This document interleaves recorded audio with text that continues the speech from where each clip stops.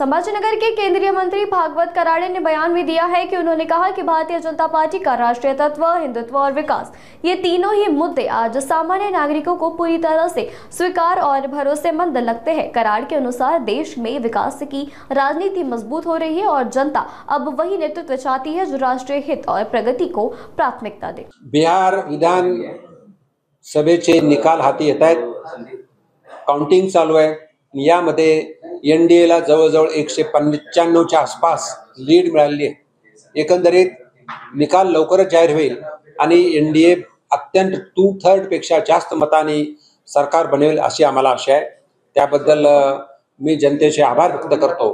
देशाचे यशस्वी प्रधानमंत्री माननीय नरेंद्र मोदीजींच्या नेतृत्वावर विश्वास ठेवून, त्याचबरोबर मुख्यमंत्री नितीश कुमारजी यांच्यावर विश्वास ठेवून आणि एलजेपी पार्टीचे रामविलास पासवान यांच्यावर विश्वास ठेवून जनतेने मतदान केले आणि तिन्ही पार्टीला अत्यंत चांगलं भरघोष यश मिळाले, म्हणून आम्ही खुश आहोत। विजयामागचं काय सूत्र आहे, काय गणित होतं, कोणता तुमचा फॅक्टर जो होता त्या ठिकाणी यशस्वी ठरला? विजयामागचं एकच आहे की अंतिम गरीबातल्या गरीब माणसाला राज्य शासन असेल किंवा केंद्र शासन असेल, वेगवेगळ्या सुविधाच्या माध्यमातून त्यांना मदत कशी मिळेल, हे मागच्या 5 वर्षाचं काम आणि माननीय प्रधानमंत्री मोदी साहेबांच्या नेतृत्वामध्ये जे केंद्र सरकारमध्ये जे काम होत आहेत त्यावरती जनतेला एक विश्वास निर्माण झालेला आहे, म्हणून जनतेने मला वाटतं एनडीएला मतदान केलेलं आहे। परंतु विरोधकांचा जो आरोप असतो की कुठेतरी वोट चोरी, याद्यांमध्ये घोळ, रिपीट मतदार, हे आरोप जे आहेत ते यानंतर काही होतीलच का? मराठीमध्ये म्हण आहे, नाचता येईना अंगण वाकडं,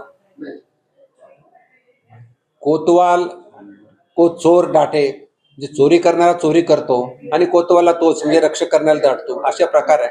खरं तर एकदा मतदार यादीमध्ये डबल मतदार असतील तर ते डबल मतदार काढले पाहिजे।